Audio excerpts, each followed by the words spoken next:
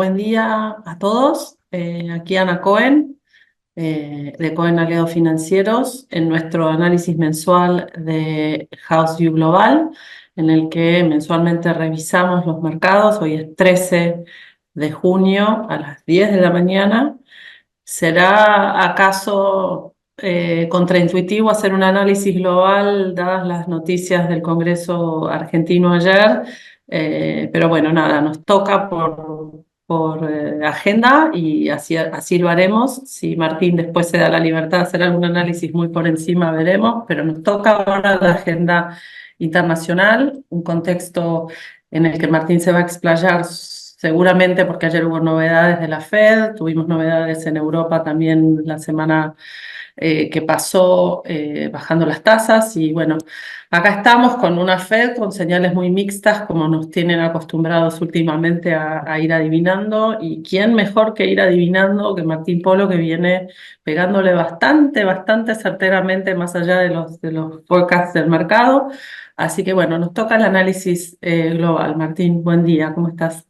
Hola, buen día Ana, buenos días a todos. Sí, hoy parecería ser que las miradas están más acá adentro, pero bueno, siempre el mundo sigue girando y también con buenas noticias. El título un poco así lo marca, un título imparables es lo que titulamos este mes. La verdad que tuvimos un último mes con una suba muy importante en los mercados, también con volatilidad, pero siempre el mercado americano, siempre como yo llamo el The American Dream, con todas noticias que fueron buenas, más allá de que ayer la Fed un poco dejó algunos puntos de preocupación o algunas ciertas desilusiones en cuanto a la dinámica que venían marcando los datos. La verdad, Ana, que en el último mes fue volátil, tuvimos algunas dudas en cuanto al escenario. Nosotros siempre veníamos marcando un escenario entre si la economía iba finalmente a un soft landing. Nos animamos a plantear el reflation, ¿no? Una economía que lejos de desacelerar se aceleraba.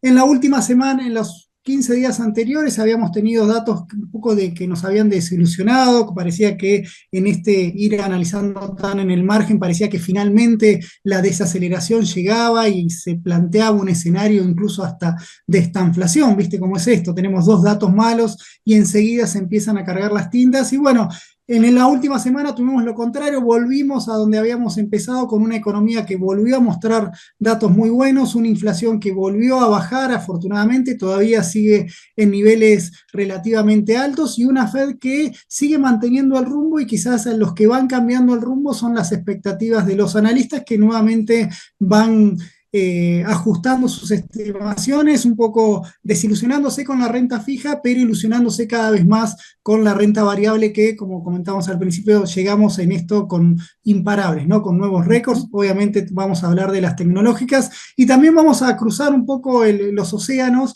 para ver qué está pasando en el resto del mundo, ¿no? Un resto del mundo en el cual Estados Unidos empuja, pero tenemos los factores de riesgo que nos iban a acompañar todo este año, que son el panorama electoral, en el cual genera volatilidad y bueno, algunos cambios que vamos a ver si estos se consolidan. Así que Ana, como siempre, cualquier interrupción, cualquier duda, abiertos a consultas, Ya estás para eso acostumbrado. estamos. Ahí ya te Pero para eso acostumbré a estamos, ver las la idea es interrupciones. que no, la idea es como que podamos charlar y ver hacia dónde va, un poco con los datos que venimos atrás. Siempre hilamos muy finito, siempre vamos con los datos en el margen, así que para no perdernos en lo que veníamos comentando.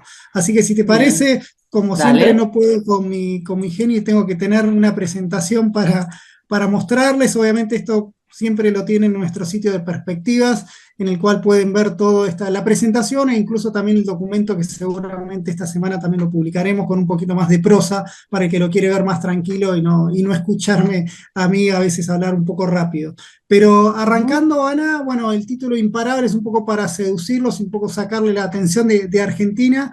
En principio vamos a hablar de la agenda, de esta agenda que seguimos todos los días, que es cada vez que se publican datos en Estados Unidos, cómo el mercado va reaccionando. Y en este sentido, Ana, en el último mes tuvimos noticias todas positivas, ¿no? Mejoró el empleo, la inflación vino más baja, la actividad va a repuntar en el segundo trimestre, si bien los datos del primer trimestre se vienen corrigiendo un poquito a la baja, y después vamos a ver un poco qué está haciendo la Fed, qué podría hacer la Fed, y ¿Y qué pasa después, un poquito viendo la parte, el problema de fondo que puede tener Estados Unidos o por donde puede, lo que nos puede ahogar esta fiesta?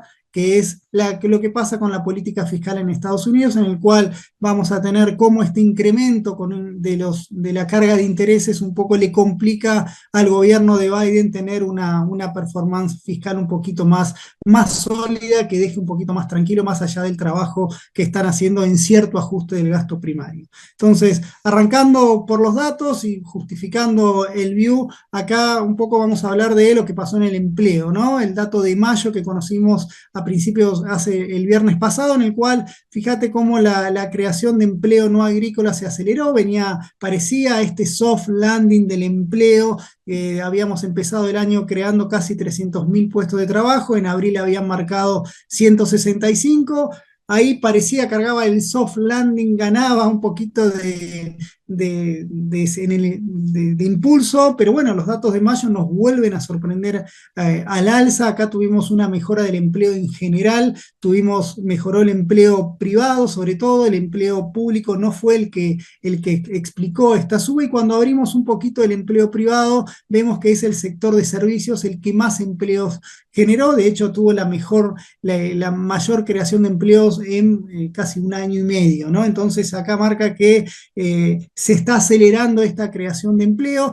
Tenemos ahí un punto, si querés, un punto un poco más gris, que es que aumentó, que pese a esta aceleración en la tasa de empleo no agrícola, la tasa de desocupación subió, y acá cuando vemos la tasa de desocupación, siempre como tratamos de ir explicando, la tasa de desocupación se refiere también a lo que pasa en el total de empleo y no solamente en el empleo no agrícola. Y acá lo vemos ahí con números, fíjense lo que pasó en mayo, ¿no? ¿Por qué aumentó el desempleo? Bueno, básicamente tuvimos 88.000 personas que ingresaron al mercado laboral, se crearon, bueno, ahí, bueno, me faltó mayo, ahí tuve un problema a ver si está en la otra, bueno, me quedó la anterior, pero bueno, créanme que lo que tuvimos en mayo fue una creación de empleo no agrícola muy fuerte. Tuvimos el empleo agrícola que cayó bastante, y entonces eso un poco que ensució la buena dinámica del mercado laboral, y eso por eso es que la tasa de desocupación subió. Pero no es que la tasa de desocupación aumentó porque hay un problema en el empleo, sino tenemos un problema en lo que llamamos el empleo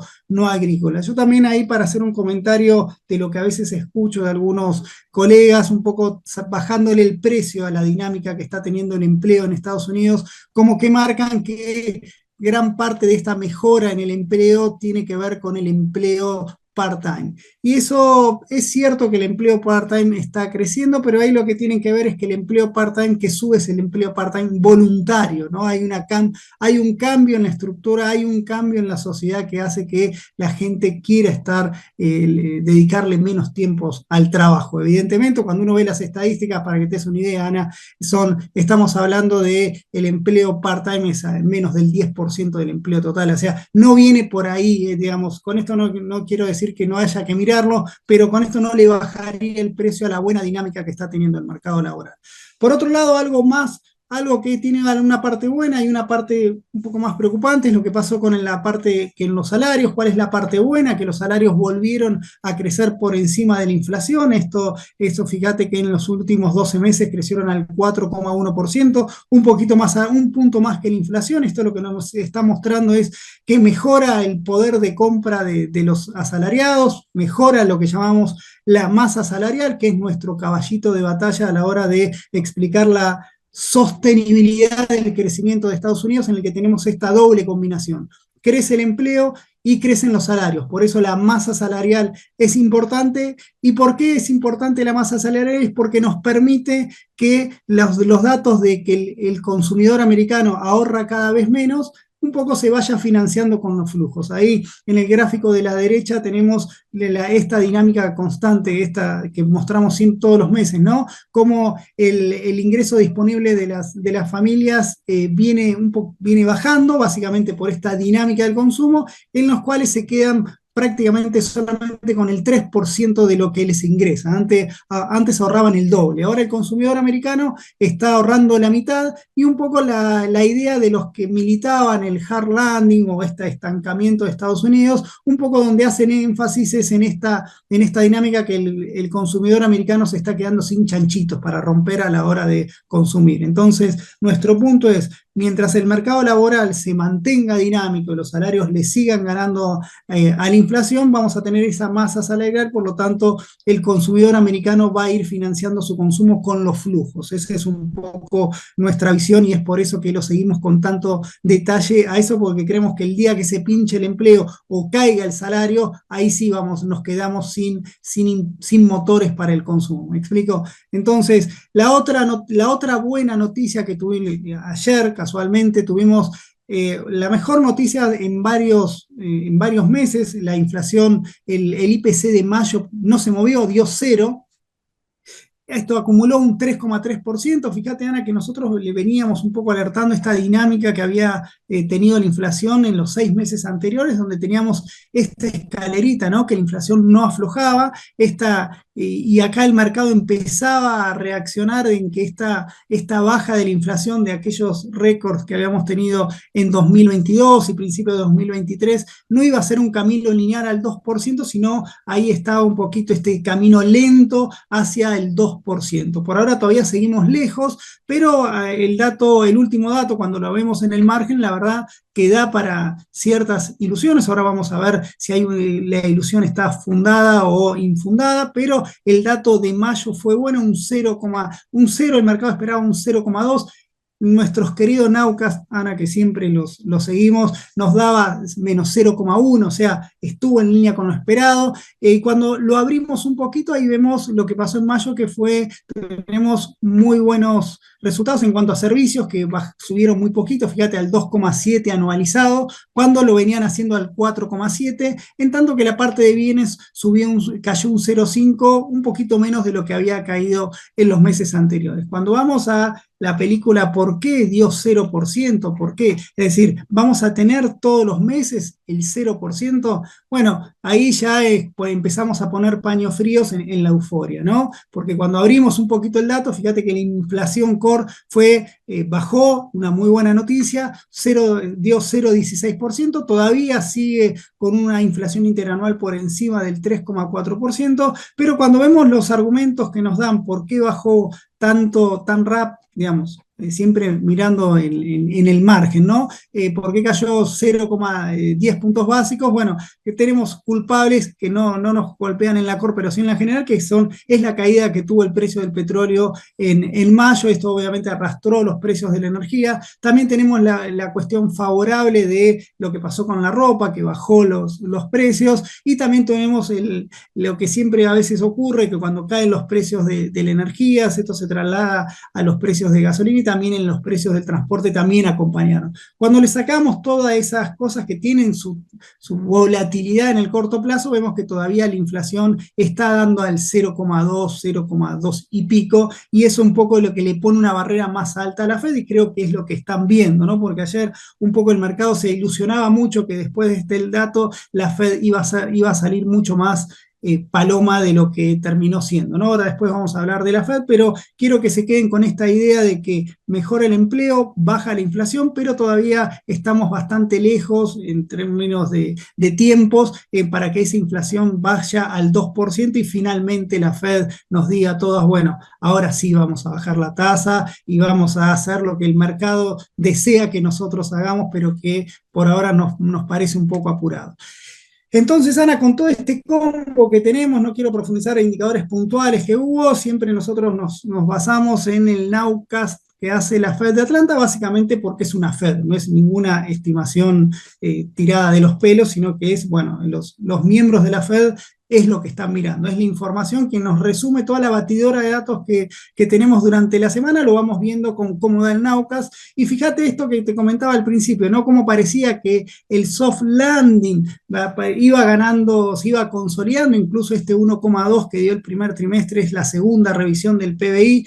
la primera había dado 1,6, parecía que se acomodaban los patitos como para esta desaceleración. Bueno, con estos datos el Naucas nos marca que la economía en el segundo trimestre estaría creciendo al 3,1%. Entonces, de nuevo volvemos a este escenario. Bueno, aterriza, no aterriza, digamos, por ahora lo que sí descartamos es un escenario de estanflación, ¿no? La economía, esto que parecía, yo acá nos asustábamos un poco cuando venían estos datos un poco mixtos y cómo también el Naucas de la Fed se iba un poco ablandando, ¿no? Fíjate cómo empezó el trimestre pensando que la economía iba a crecer al 4,2% y a la semana pasada nos decía, uy, lo corregimos a 1,8%, parecía uno empieza, cuando las proyecciones empiezan a tener tanta volatilidad, uno se preocupa obviamente porque quiere decir que los fundamentos no son tan sólidos, hay señales mixtas, pero la buena noticia que tuvimos en las últimas 2 semanas es con el dato de empleo, con el dato del PMI de servicios que mejoró, bueno, todo ese combo me generan que ahora estemos esperando un crecimiento del 3,1% para este segundo trimestre y cuando lo abrimos un poquito vemos que más allá de la que esa inversión incluye inventarios, que es lo que nos mejora, un poco la cuestión de fondo que ahí les quiero marcar, fíjate cómo el consumo estaría creciendo al 2,8% y eso es un poco, al ser una economía más de 2/3 dependiente del consumo, bueno, ahí tenemos el motor sigue andando más allá en el House View pasado hablamos del proceso de la inversión en Estados Unidos, que quizás es si querés, lo llamativo, ¿no? Con suba de tasa de interés y demás, como la inversión no aflojó a lo que debería haber aflojado, ¿no? Entonces ahí, si querés, es la parte intelectualmente más interesante, decir qué es lo que está pasando. Bueno, pero cuando vamos a los bifes, a ver cómo está la economía americana, qué números nos va a mostrar, bueno, parecería ser que en el segundo trimestre nos va a mostrar buenos números, por lo tanto, ese escenario de una economía que en caso de que aterrice, va a aterrizar muy suavecito, es decir, una economía con muy baja volatilidad en el crecimiento. No El, sé si... sí, perdóname.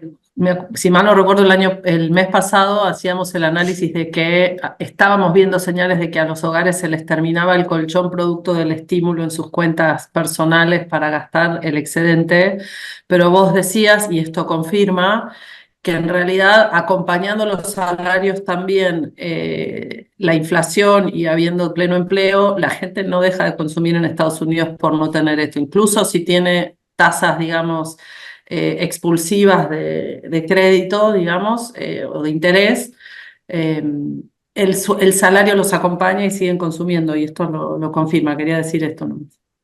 Tal cual, a nosotros, si vos me preguntás dónde está, qué es lo que, por eso analizamos tan de cerca el mercado laboral, porque si bien hay datos, hay algunos datos que vienen con delay, como es los puestos de trabajo disponibles, que a veces que están habiendo menos, están siendo menos holgados que antes, bueno, en términos, cuando la verdad de la milanesa está cuando llega el dato de empleo del último mes y eso marca que le está habiendo, después podemos hacer las aperturas sociales de a ver quién está pagando el costo, qué empleo es el que está subiendo, cuál es el que qué empleo no se está generando y ahí si querés, si podemos poner alguna pincelada política, uno puede ver que sí, que el empleo de los jóvenes, la parte más baja es el empleo que menos crece, y ahí quizás lo podemos unir a un contexto global en el cual hay tanta inestabilidad política y aparecen nuevos actores como tratando de buscar esa expectativa de la parte más, el estrato más bajo y el estrato más joven. Entonces, eso si querés, cuando hablemos en algún house que hablemos puntualmente de la situación social, a mí esto me da la sensación de que con estos números Biden sale mucho más fortalecido, ¿no? Uno tiene que, evidentemente la economía, si Biden pierde, evidentemente no es solamente la economía lo que le interesa al americano, pero bueno, es un terreno en el cual yo no me voy a meter, lo que sí puedo llegar es que como venimos diciendo al principio de año, las elecciones van a estar peleadas porque los datos de actividad lo acompañan y esto, bueno, obviamente tiene lugares donde apoyarse más allá de lo que pase después en la parte política. Y después, Ana, vamos a la parte un poquito más agria que nos dejó este último mes, que también, ojo, es agria, pero era esperablemente agria, que es, bueno, lo que está haciendo la Fed, ¿no? La Fed estaba escrito en una roca que mañana no iba a mover la tasa, es la séptima reunión consecutiva que deja la tasa en 5,5, hace un año que no la mueve, desde julio del año pasado que la subió, no la volvió a bajar. Esto es lo que en realidad el PIFE lo hacía el mercado, pensando que a esta altura del año íbamos a estar al 4%, algo que nosotros hemos defendido desde el día uno, ¿no? Que esto no era posible por la dinámica del nivel de actividad que veníamos marcando, un poco el mercado, un poco buscando un relato de que una vez que se termine toda la cuestión del componente de vivienda del IPC, la inflación se iba a derrumbar y que el empleo no iba a traccionar porque no iba a haber consumo, porque las familias no tenían de qué consumir, iba a caer el consumo, iba a caer el empleo. Bueno, ese escenario de un poco más pesimista que iba a disciplinar a la Fed para que baje la tasa, bueno, estoy argumentando por qué eso no pasó, ¿no? Ahí había un error desde mi punto de vista y modesto también, un poco de error de diagnóstico de qué es lo que está empujando a la economía americana. Pero bueno, con esto no lo digo yo, sino también lo dice la propia Fed en su comunicado de ayer. Acá, si hilamos finito en lo que dijo ayer, reconoció prácticamente todo lo que le venía comentando hasta recién: una economía que avanza, con aumento del empleo, con una economía que se sigue expandiendo, con una inflación que bajó, pero como siempre dice, todavía están lejos de ese objetivo del 2%. Y si querés, lo marginal que es, si querés, el plato de desilusión que tuvo ayer un poquito el mercado, es que ahora espera que bajar una sola vez la tasa, cuando en la reunión de marzo marcaban que la podrían bajar 3 veces, ¿no? Entonces esto es como que hay un sinceramiento, decir, bueno, este año olvídense que si vamos a tener ese famoso pivote, si lo tenemos, lo vamos a hacer apenas una sola vez. Al menos hasta que la realidad le imponga otra cosa. Si, Ana, si los próximos 3 house views yo les muestro que la inflación siguió en cero, bueno, podríamos ilusionarnos un poquito más. Pero como viene la mano, y si le creemos a la Fed, que creo que es la Fed, el mayor componente que tiene es la credibilidad, si le empieza a pifiar otra vez el mercado, no sería una buena noticia para el largo plazo para la propia Fed. Pero bueno, esto tenemos fresquita la noticia. Acá lo que tenemos es que este año, lo concreto, la tasa se va a bajar una sola vez, y el año que viene posiblemente la van a bajar 4 veces, ahí un poquito mejor de lo que decían en marzo, que esperaban que le iban a bajar 3 veces. Obviamente, creen más recortes el año que viene porque este año le asignan menos recortes, ¿no? Como que corrieron todo un poquito más. Y cuando vemos acá, siempre lo interesante, a nosotros tenemos esta vocación de analizar un poco la economía y lo que piensan los que hacen economía. Acá fíjate lo interesante de las proyecciones de la Fed, ¿no? Porque cuando la Fed toma una decisión, la tiene que basar en base a esta proyección, y esta proyección ha mejorado bastante sus expectativas de crecimiento. Fíjate que hace un año pensaban que la economía iba a crecer la mitad, ahora ya están firmando básicamente que la economía va a crecer al 2,1%. Es como que se mantuvieron la parte buena de las estimaciones. Alto, bueno, crecimiento, vamos a poner, no hay recesión, o no hay desaceleración, no hay aumento del desempleo. Y lo que tenemos acá, hay un pequeño repunte. Ayer esa es un poco la desilusión. Mirad, tuvimos un buen dato de mayo, que la inflación baja, y a la tarde la Fed me muestra proyecciones que, subiendo la estimación de inflación, a mi juicio un poquito acá el 2,4 siempre son escenarios un poco optimistas, ¿no? Imagínate que la Fed nos diga que la inflación este año va a terminar al 3,5, bueno, estamos en un problema. O sea, dentro de la banda tratan de ser lo optimistas, pero esto es una opinión personal, nada más. Pero lo cierto es que aumentaron poquito, ¿no?, la estimación de inflación para este año, y en base a eso, por eso subieron la estimación de tasas de interés para este año, que terminarían en 5,25, cuando en la reunión pasada la veían más cerca de 4,70, ¿no? Entonces ahí está un poquito el cambio. Y también tenemos la expectativa de tasa para el año que viene, en el cual también mejoraron digamos, fíjate que ahí también suben un poquito las estimaciones de inflación, no tanto, digamos, no es para hacerse los rulos con eso, pero también te muestra este escenario de higher for longer en cuanto a las tasas de interés, ¿no? No Ahí sé te si hay... interrumpo un segundo, Sí. recomiendo una nota que Jorge nos pasó ayer. Es una brevísima nota de esto que vos decís, de la Fed desilusionándolo un poco a Biden ayer a la tarde, después de las buenas noticias, dando esta noticia mixta de que esperan higher for longer tanto para la inflación como para las tasas, y las implicancias electorales de esto. Y aprovecho la interrupción, decía Times para aquellos que tengan acceso. Y aprovecho para hacerte la pregunta de si el higher for longer ¿vos le ves alguna implicancia para, por ejemplo, los bancos regionales, la situación crediticia en general? Ya sé que después vamos a los mercados, pero te lo meto ahora para que después lo ordenes como quieras. Y la segunda es cómo ves el balance de la Fed. ¿Están reduciendo posiciones, etcétera? Sí, ahí tenemos, bueno, primero vamos por los bancos. La verdad, Ana, ahí tenemos una parte buena y una parte mala. Cuando vamos a la parte buena, con digamos, un poquito la resiliencia que tiene la economía americana es que a pesar de esta suba de tasas, no tenemos un credit crunch en Estados Unidos, no tenemos un derrumbe de los créditos. Obviamente que no es todo parejo, ¿no? Obviamente algunos bancos están con problemas, los bancos regionales el año pasado levantaron la bandera, nos pusieron una luz amarilla en el camino. La verdad, ahí se resolvió rápidamente.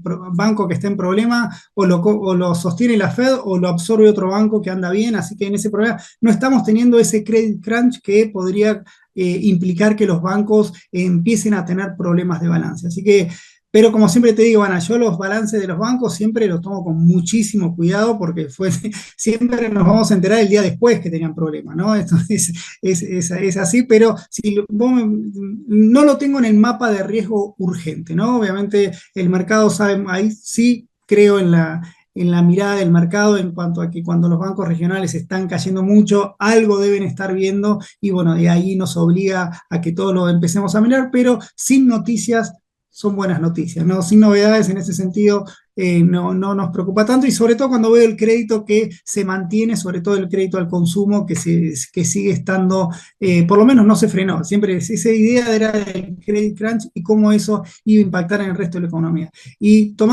pivoteando también sobre lo que preguntaste, el balance de la Fed, bueno, la verdad la Fed sigue haciendo su trabajo de achicar balance, lo vienen diciendo, sí van a seguir reduciendo su tenencia de títulos del Tesoro y también de cédulas hipotecarias. Y acá entramos, Ana, si querés, en la trampa, si querés, exagerando, ¿no? Porque para que esto siga funcionando, y no tiene nada que ver con Argentina, aunque tiene que haber superávit fiscal, porque si tenemos, la Fed empieza a tener cada vez menos bonos y el déficit fiscal no baja, ¿quién va a comprar esos bonos del Tesoro? ¿No? Entonces, la presión sobre las tasas puede aumentar. Y eso es un poco lo que quería llegar también con el otro actor en esto, que es la política fiscal. Nosotros, la Fed empieza a hacer su trabajo, se mantiene en este halcón, ¿no? Está comprando menos bonos del Tesoro. Fíjate, también cuando el pánico ataca, cambian y vuelven a expandir balance. Lo cierto es que si no hay buenas nuevas noticias, ellos siguen con este camino de sanear el balance. Yo lo leo eso como una presión, como un piso que le ponen a los bonos del Tesoro. Fíjate cómo los bonos del Tesoro están volátiles, pero cada vez que escucho colegas, siempre la idea es que las tasas van a bajar y tienen que bajar, y cosa que a nosotros no nos sentimos cómodos con ese view, sobre todo porque tenemos este higher for longer por más tiempo y tenemos que las tasas, bueno, se van acomodando ahí un poco a las noticias, el mercado como que no se quiere convencer de eso. Y bueno, fíjate cómo está bien, es cierto que durante el último mes tuvimos momentos de tensión, que la tasa de 10 años llegó casi al 5%, o 4,8, no me acuerdo, y después aflojó, llegó a 4,20, bueno, ahora está en 4,30, es decir, no está habiendo movimiento. Lo mejor que podemos esperar están acá, expectantes. Nuestro view que les venimos comentando siempre era siempre que si todas estas líneas tienen que estar por encima de la línea verde, ¿no? No nos sentimos cómodos con esta inversión de la curva.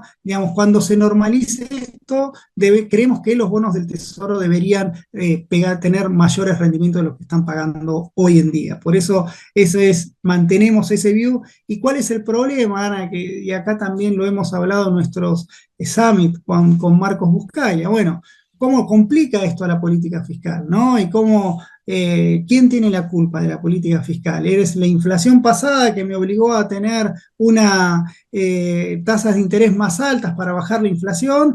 ¿Fue el gasto público, el nivel de deuda que aumentó La mucho y ahora nos pandemia. damos cuenta? ¿Eh? Le echamos ¿Perdón? siempre la culpa a la pandemia, ¿viste? Bueno, la pandemia, a ver, bueno, la pandemia o sea, tuvieron 20 puntos de déficit fiscal, digamos, fue, mirá ¿dónde lo vemos? Acá hubo un salto en la Ujú. deuda, la verdad, importante, bueno, después, al no ser, después no lo lograron mejorar. Pero el punto que quería también marcar, Ana, fíjate que está habiendo cierto ajuste de la política fiscal de lo que puede hacer el gobierno. Fíjate que los ingresos le crecen casi al 8% cuando el gasto primario le crece al 4, casi al 4. O sea, ahí está habiendo un ajuste. ¿Qué es lo que les ensucia toda la cancha? Y la carga de intereses, ¿no? Entonces, y ahí viene un poquito ese decir, este problema lo va a tener Trump y Biden en la próxima administración también, porque estamos un nivel de deuda más alto, mucho más alto, y tasas de interés altas y mucho más altas. Entonces, Ujú. fíjate cómo la carga de intereses empieza a crecer cada vez más y obviamente obliga a que el ajuste fiscal sea cada vez mayor en un contexto en el cual la deuda sigue siendo muy alta. Entonces, eso le complica mucho, hay que hacer mucho ajuste o bien lograr que la economía tenga un salto en el crecimiento o un salto en la inflación que se lo permita ir licuando. Ese es un poco Probabilidad de ajuste, Martín, en un año electoral, cero.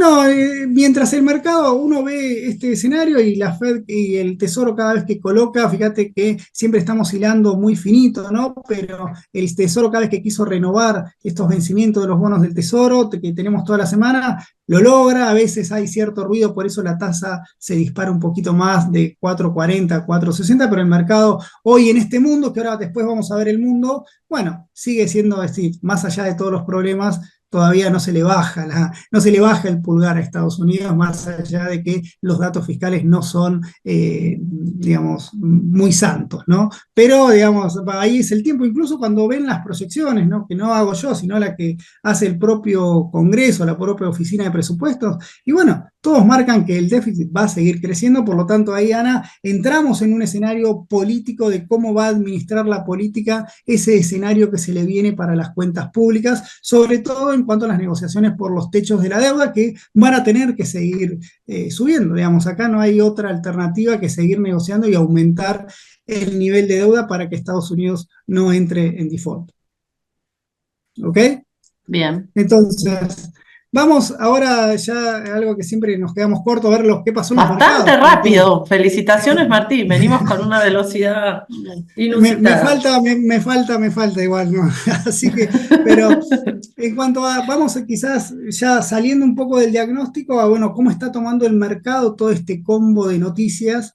Y la primera razón, la primera explicación, o por lo menos lo primero que vemos es, y afortunadamente tuvimos cierta, acá hay veces aparecen alertas como que en abril los mercados finalmente empiezan a ajustar, fíjate lo que pasó en abril, el S&P cayó, bueno, en mayo se recuperó, en la última quincena de mayo hizo cierta estabilización, pero bueno, desde entonces el mercado sigue alcanzando récord y para que te des una idea, Ana, prácticamente el nivel que tiene el S&P supera largamente todo el nivel que estimaban los grandes cráneos del mercado que iba a tener hacia fin de este año.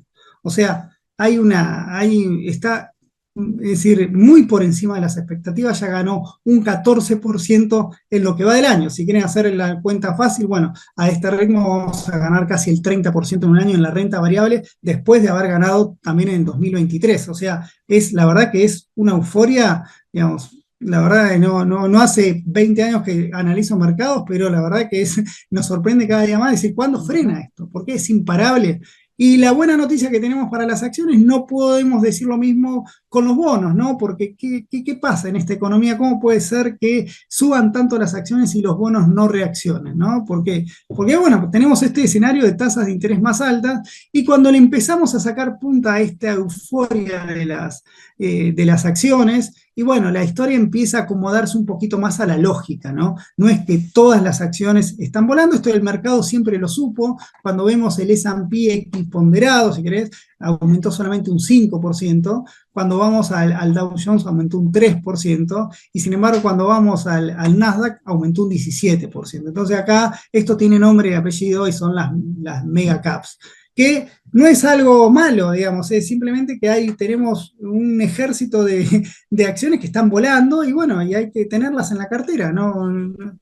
no nos rompamos la cabeza porque son 5. Bueno, son 5, están a disposición, aprovechémoslas, ¿no? Entonces, y con una sostenibilidad en sus balances, ahora lo vamos a ver un poquito más en detalle, pero la verdad que es, el mercado sube, si quieren, es la parte, si querés, para bajarle un poquito el precio a esta bonanza de la renta variable, uno puede decir, bueno, está concentrada, pero bueno, son empresas que están al alcance de todos y la verdad que vienen alcanzando récord y ahí se mete en de nuevo este cambio estructural que seguramente en los próximos años creo que vamos a estudiarlo cada vez más rápido por la experiencia también personal de cómo la inteligencia artificial nos está invadiendo cada vez más rápido, ¿no? Y Se cómo este impregna en todos lados, mundo sí, totalmente. y mucho más rápido, si vos me preguntas, yo como un tipo más conservador, bueno, qué rápido, ya lo tengo, ya hasta cualquier chico en el secundario ya tiene sus resúmenes por chat GPT, así que es como que veremos si esto después termina siendo una mejora en la competitividad, o en la mejora en la productividad de las economías.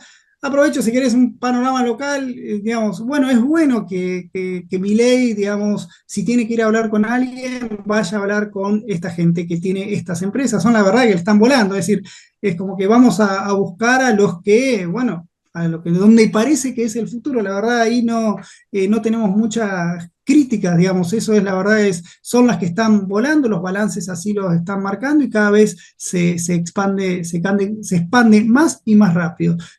¿Es una burbuja? Veremos, el tiempo lo dirá, por ahora yo no me animo a decir esto es una burbuja, ¿no? Ahí puede ser, Martín, que haya algo, hay alguna especie de run run en el mercado global, seguro que lo escuchaste, de gente que empieza a decir, bueno, ya está, la BOA ya se digirió el tema del AI en estas magníficas 6 o 7, y bueno, hay gente hasta shorteándolas, yo no lo veo, pero hay gente hasta shorteándolas porque las subas son notables. Ahora, dicho esto también, esto es lo que justo estás poniendo en la diapositiva. El resto de los sectores, digamos, el drive del S&P para adelante claramente está impulsado por estas, pero el resto de las compañías y el resto de los sectores están priceadas a un precio razonable considerando sus balances y sus ingresos. Digo, ahí hay valor para Es seguir que al hay, S&P. que hay una economía que sigue acompañando, hay Exacto. crecimiento de la economía, entonces por eso estamos crecimiento de la economía que no afloja.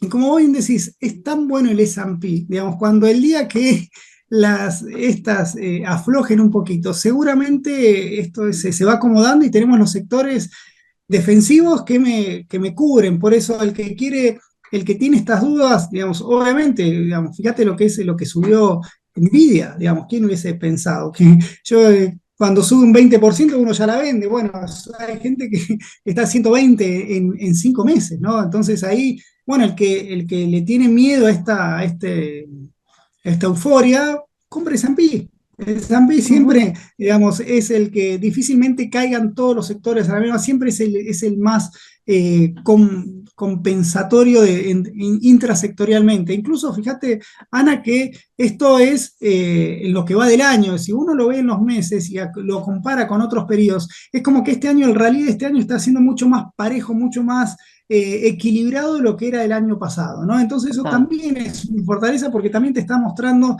que estos sectores evidentemente le generan externalidades positivas al resto de los sectores.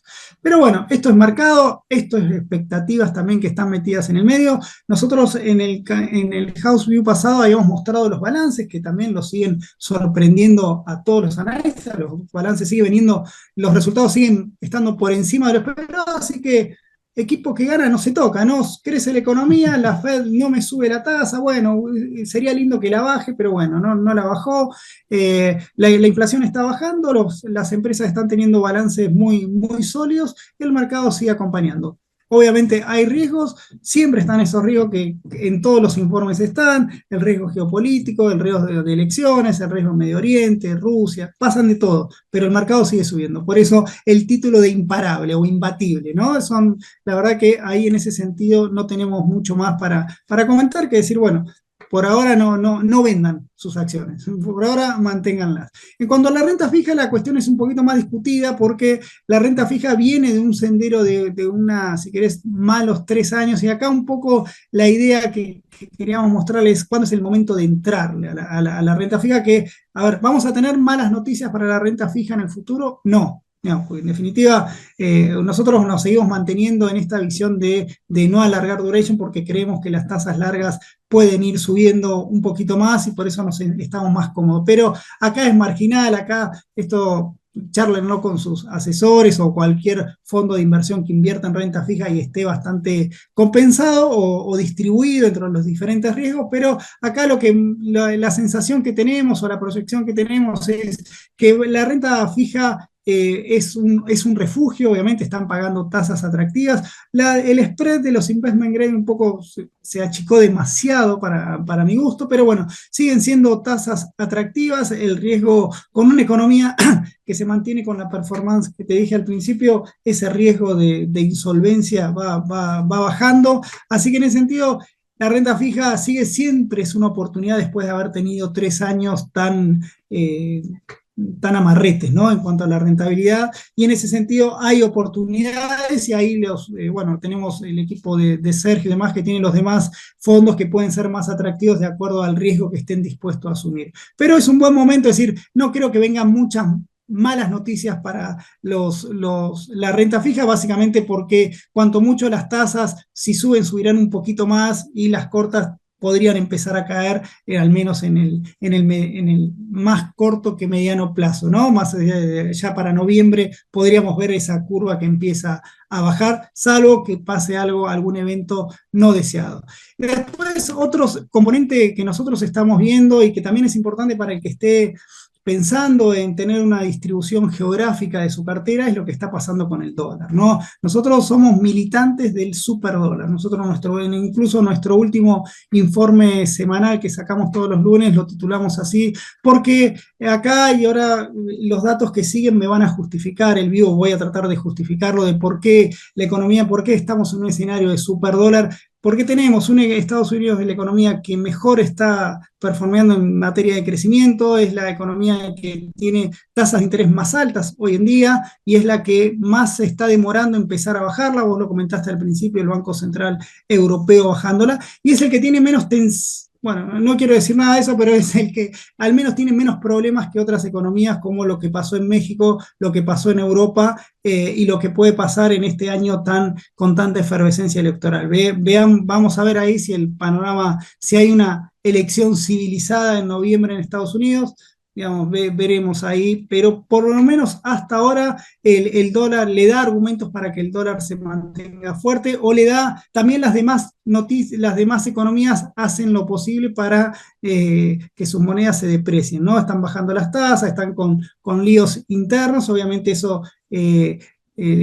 erosiona la confianza y bueno, el dólar actúa en consecuencia, el dólar se apreció en lo que va del año un 3,3%, un 11% contra el yen, ahora contra el euro un 2%, ahí tienen después el real, eso me lo voy a guardar, Ana, para cuando vea el House View local dentro de 2 semanas y nuestro view en cuanto a por qué Argentina tiene que tener cuidado con este ciclo de superdólar, sobre todo cuando estamos discutiendo tanto el crawling peg de Argentina, ¿no? Pero se los dejo ahí picando para el house local, pero lo cierto es que tenemos nosotros creemos que es un dólar fuerte, esto obviamente a todo aquel que invierte en un mercado por afuera de Estados Unidos, los ETF que nosotros les mostramos están valorados en dólares, entonces, bueno, si la moneda se deprecia, cualquier ganancia que tengan en esa moneda local se los come toda la devaluación, ¿no? Entonces, por eso es importante tenerlo cerca. Y ahora le vamos a mostrar, bueno, los commodities, que los commodities para nosotros no brillan, con un dólar fuerte los commodities se mueven más por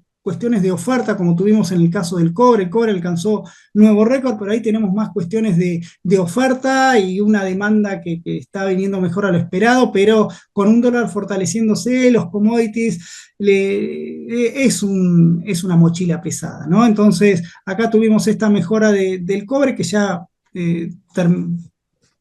es decir, compensó una Ujú. parte, todavía sigue siendo buena. El petróleo, fíjate la volatilidad que tiene, ¿no? Hoy estamos bueno, está 9% arriba, llegamos a estar el año un 20% arriba de lo que había terminado 2023. Hoy está bajando otra vez, los datos de inventario siguen jugando, después la OPEP me juega que va a reducir la oferta, entonces se maneja más tiene mucha volatilidad los precios de los commodities, y en el caso, así como tenemos problemas de ofertas favorables para los metales, como ahí lo ves en el cobre, la antítesis tenemos, y lamentablemente, y acá también voy a poner voy allanando el camino para nuestro view del house view local, como los commodities agrícolas tampoco nos están acompañando. Entonces, entre un dólar fuerte y commodities que no acompañan, es como que el viento a favor, al menos macroeconómico, un poco no nos acompañaría como nos acompañó en otras oportunidades. Vamos a decirlo así para que nadie se sienta ofendido o demás. Así que en ese sentido, con eso vamos cerrando Estados Unidos, y ahora les quiero mostrar por qué ustedes cada vez que me escuchan soy más proamericano con los mercados que otros, ¿no? Porque yo soy más de ver más Estados Unidos. En principio vamos a la parte buena, ¿no? Este 2024 nos está permitiendo, el mundo siempre va mejorando sus estimaciones de crecimiento, la va corrigiendo al alza, porque los datos del primer trimestre y segundo trimestre están siendo buenos, todos los países están creciendo, un poquito marginal por si suben o bajan, de acuerdo al estimado, pero bueno, no vamos a hacer cargo de lo que estima el consenso. Los datos concretos es que la economía se recuperó en el primer trimestre, todos crecieron, no tenemos ninguna oveja negra ahí, bueno, más allá de lo que puede pasar en Japón en el primer trimestre, pero seguramente en el segundo trimestre va a repuntar. Bueno, ahí está todo con la misma unidad de medida. Siempre, como digo, lean qué están midiendo los datos, porque esto es trimestre contra trimestre, desestacionalizado y y este es sin anualizar. Por eso ese 0,3 y no el 1,2 que le había mostrado al principio en el caso de Estados Unidos. Y por otro lado, tenemos las estimaciones para este año que siguen siendo buenas. No hay ninguna economía salvo la de Japón, y bueno, China nunca se sabe, pero no es un escenario de recesión global o de desaceleración fuerte global. Lo que sí hemos marcado siempre es que la economía global tiene menos motores de crecimiento porque China crece menos, que lo compensa un poquito Estados Unidos. Pero ya entrando a los mercados, después, si quieren, lo profundizamos. Pero fíjate, Ana, lo que pasó entre el crecimiento de Estados Unidos, Europa y Japón. Lo comparo porque son desarrollados. Fíjate que desde el 2019, la economía americana se expandió casi un 9%. Contra, yo le había puesto un título a lo amancé un poco, pero era contra las tortugas de Europa y Japón, ¿no? Prácticamente no crecieron, están prácticamente en el mismo lugar que hace ya casi 4 años. ¿Cómo se comportó el mercado? Y acá viene un poquito Fíjate, Ana, como yo les mostré cómo viene el año. En el año crecen todos, salvo América Latina, que ahora lo vamos a ver. Fíjate el año como la cartera geográfica de renta variable, todos me aportaron rentabilidad, todos ganaron. Obviamente se destaca Estados Unidos, un 12,5%, y también en la nueva, si querés, la nueva moda, que es India, que subió un 12%. Bueno, ¿qué pasó desde 2019? ¿Cómo se comportaron los mercados? Y fíjate lo que es ese gráfico, ¿no? Cómo Estados Unidos aumentó. Este es el ETF de Estados Unidos, así que si lo hacemos con el Nasdaq puede dar más. Este es si quieren, es el promedio. El mundo creció, el ACWI, ¿no? El índice global creció un 42%. Le sacamos a Estados Unidos un 9,2%. Estados Unidos un 63%, Europa y Japón ahí la pilotean al 20, 15%. Fíjate lo que fue China, 31% abajo. Ni hablar lo que fue América Latina, casi también 30% abajo. ¿Quién es la otra histeria? India. O sea, le damos las dos líneas negras, se me repiten lo que va del año, y si querés en la película más de fondo. Entonces, ahí un poco es nuestro view de pro-americano. Obviamente esto es simplemente para un poco desafiarlos a pensar, ¿no? Pero no es que tengo que no se discute, ¿no? Lo que quiero marcar es que es mucho más atractivo el mercado americano, nos deja mejor parados. Tenemos acá la mala noticia, y la verdad acá sí le hemos pifiado un poquito en el view, o por lo menos nuestra expectativa es lo que está pasando en América Latina, ¿no? Fíjate en lo que va del año, la desilusión de Brasil, ¿no? Un 22% abajo. un 42% desde 2019, ¿no? Fíjate esto, yo acá les marqué que América Latina había caído un 28% de 2019 y acá no se salva nadie, salvo ¿quién? México. México que subió un 24% a pesar de tener una economía, una macro bastante amarreta en algunos indicadores, pero quiero volver a México porque bueno, ahí tienen la caída de Brasil, pero quiero volver acá Brasil. un poquito. Porque México era nuestro caballito de batalla para nuestras acciones en América Latina. ¿Por qué? Porque estaba el nearshoring, México había ganado mucha participación en el comercio con Estados Unidos, ya pasó a superar a Canadá como proveedor es el primer vendedor que hace, o el primer importador de Estados Unidos, ¿no? De Estados Unidos, al que más le compra es a México. Obviamente en todo este cambio en las cadenas globales, México salió bien parada, obviamente siempre los índices, ahí qué empresa es la que me lo está impulsando, que es un análisis que nos debemos, pero lo cierto es que México era nuestro caballito de batalla, fíjate, un 40% venía subiendo, ¿y qué pasó? Y pasaron elecciones. Y estas elecciones cayeron, bueno, me escupió todo lo que venía ganando, ¿no? Se depreció el peso, se devaluó el peso, y acá, ¿qué es la lectura que hacen? La lectura que hacen es que la que ganó, que es Claudia Sheinbaum, Sheinbaum. fue por paliza, pero no solo fue Ujú. paliza en la presidencial, fue paliza también en el Congreso, y obviamente esto al mercado no le gusta cuando hay más la centroizquierda empieza a ganar poder. Nosotros ahí sí, siempre leemos lo que comenta Ahmed y su equipo, ellos son mucho más constructivos con la visión de México, creen que esto hay una exageración del mercado en cuanto a que México tiene muchas cuestiones, el nearshoring se va a mantener y las reformas que haga este nuevo gobierno no van a poner en peligro la rentabilidad de las empresas, incluso le ven muchas oportunidades para todo lo que es energía limpia y demás, pero bueno, cuando tenemos gobiernos con un sesgo más de intervención, lo que genera esto es que las empresas como Pemex, y que son tanta capitalización, bueno, muevan un poco. Son Si no, fíjense castigadas. lo que pasó con Brasil y Petrobras, ¿no? Entonces, cómo el contexto electoral nos obliga a repensar un poquito, a ponerlo en el tintero, y ya para cerrar, Ana, que creo que va a ser récord en cuanto a llegar con el tiempo, lo que pasó en Europa. Esto está fresquito porque pasó el último domingo y tampoco es que es una elección determinante, pero fíjate cómo cuando vienen las sorpresas, el mercado empieza a reaccionar, se pone nervioso, y acá tuvimos, si bien el euro le hizo precio, ¿no? Porque esto es con el dato de ayer que Ujú. lo mejoraron, pero el lunes y martes había sido bastante complicada la rueda para el euro, pero la renta variable europea, la verdad, está siendo castigada, por así decirlo. Fíjate lo que es Francia, cayó un 5,4%. Francia es un poco la más complicada de todas, básicamente por la jugada que está haciendo Macron de disolver la asamblea y llamar a una nueva elección, ¿no? Pues se puede quedar sin nada, ¿no? O podemos tener un ministro a presidente Macron con un primer ministro de otro partido que puede ser Le Pen.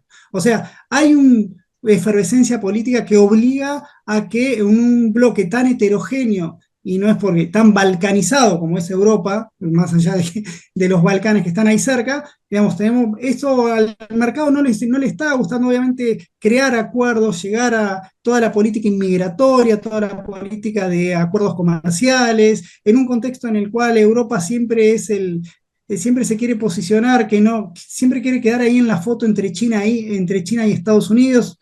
No se debate hacia dónde quiere ir, tiene la guerra entre Rusia y Ucrania al lado, o sea, a nosotros nunca la historia más escuchada en la historia de Europa nos gustaba, más allá de que Ujú. el mercado del ETF en lo que iba de este año, como acá lo marcábamos, venía ganando, bueno, un 6-7, si lo hacíamos antes de las elecciones, estaba más cerca del 12%, o sea, iba palo y paro con Estados Unidos, pero la historia de Europa tiene eso, tiene esa inestabilidad política que recién empieza, ¿eh? Porque así como arranca, no estamos hablando de Grecia o de un país más chiquito o Portugal, estamos hablando de Francia, lo que pasa en Francia después repercute en Alemania, y así empieza toda esta cuestión que obviamente nos obliga a estar un poquito con los dientes apretados. Y terminé, Ana, no puedo creerlo, así que, en cuanto a lo que quería comentar, así que sí, ahora todo oído a tus No, nada, comentarios. reflexiones en general, datos mixtos de los commodities, que es algo que a nosotros nos preocupa. Veremos seguramente el tema de los commodities del agro en el House View local, que creo que nos toca la semana que viene. La otra. La otra, claro, pues la que viene está llena de feriados.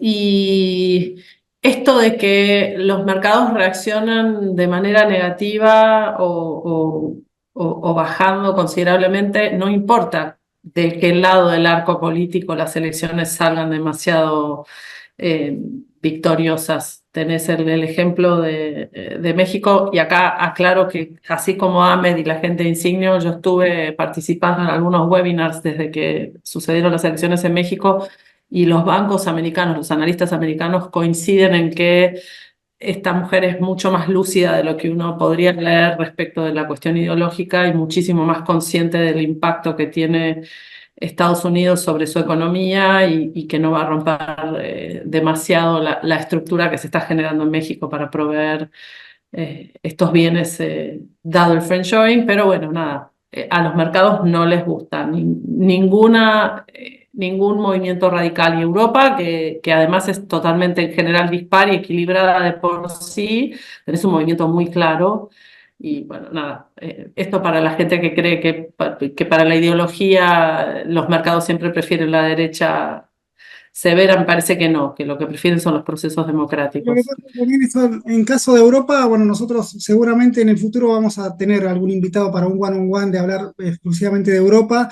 El problema es que lo que uno entiende por una derecha no es la liberales, ¿no? Ahí hay una confusión Correcto, que incluso que acá el propio presidente un poco que ahí metió la pata, no es que son mucho más nacionalistas, mucho más anti-apertura comercial y eso, correcto. si vas al extremo, bueno, siempre los extremos se tocan, bueno, y más allá de cómo termine, porque de hecho no es que ganaron y van a gobernar, sino que esto es un parlamento que se debate y en los debates, bueno, a nadie le gusta esperar tanto, sino bueno, si sabremos nosotros con lo que es debatir en los congresos y con una sociedad mucho más, un poco harta de los debates políticos, ¿no? Entonces, bueno, lo que quiero marcar, ¿no? Sin ideología es, bueno, hay un factor de incertidumbre, lo pongo también como una alerta para ver en Estados Unidos qué puede pasar, porque la vamos a tener en los próximos meses y todo este buen cuentito que yo les vengo haciendo puede ser quizás la bandera o la excusa que tenga el mercado para cierta corrección. Ojalá que Ujú, no ocurra, pero es algo que lo tenemos que ir viendo continuamente. Incluso tenemos el candidato Trump.